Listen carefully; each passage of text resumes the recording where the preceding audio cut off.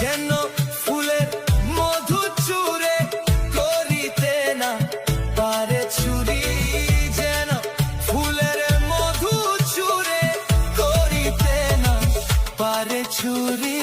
ওই দেখা যায়